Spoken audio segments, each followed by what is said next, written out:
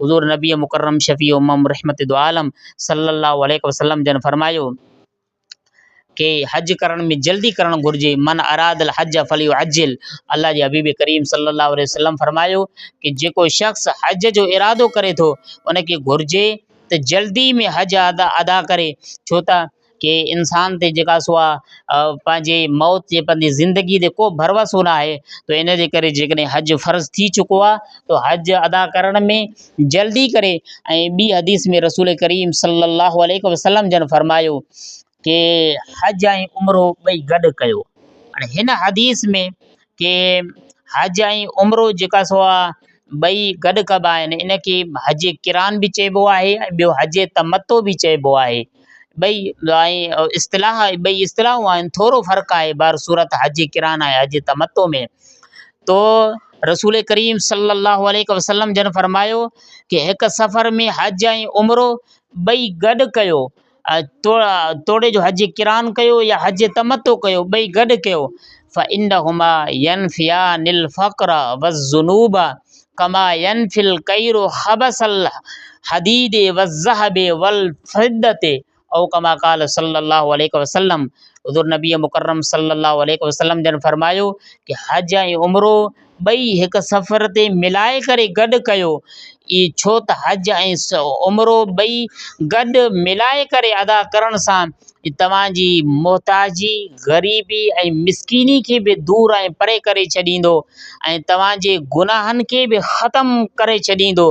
तव्हांजे गुनाहनि खे ईअं ख़तमु करे छॾींदो कि जीअं लोहार या जेको ॾरखणु हूंदो आहे उहो लोह ऐं सोन ऐं चांदी जे जीअं मेर खे ख़तमु करे छॾींदो आहे, ईअं हज ऐं उमिरो ॿई मिलाए करे गॾु अदा करण सां तव्हांजी मिसकीनी मोहताजी खे बि हज ऐं उमिरो ख़तमु करे छॾींदो ऐं तव्हांजी गुनाहनि खे बि ख़तमु ऐं मेटे छॾींदो आहे।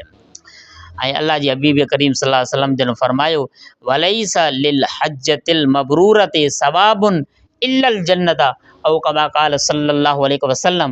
हुज़ूर नबी मुकर्रम सल्लल्लाहु अलैहि वसल्लम जन फरमायो कि मक़बूल हज ऐं क़बूल थियल हज जो सवाब सवाइ जन्नत जे ॿियो कुझु बि न आहे। यानी जंहिं शख़्स मक़बूल हज कयो कि उनखे अल्लाह सुब्हानहू व तआला हज जन्नत जो हक़दार उहो बणिजी वेंदो आहे।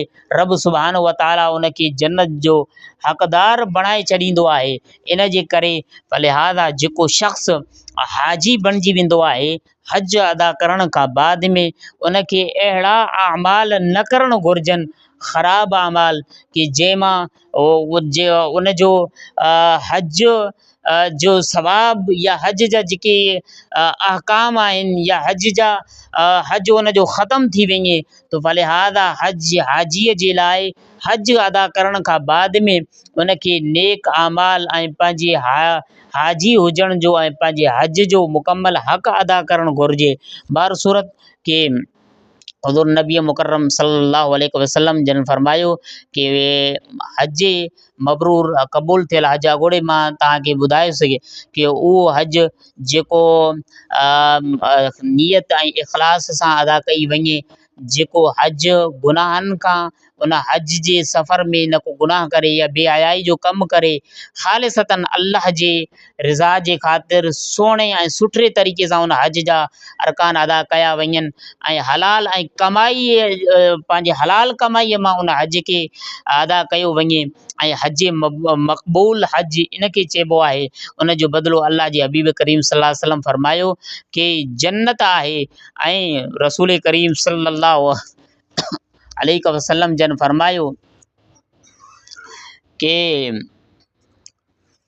हुज़ूर मुस्तफ़ा करीम सल्लल्लाहु अलैहि वसल्लम जन कि अॻोड़े बि मां जे साम्हूं अर्ज़ु कयुसि कि हज उन ते फ़र्ज़ु आहे जंहिं शख़्स जे लाइ मां यूजिबुल हज क़ाल अज़ाद वराहिलतो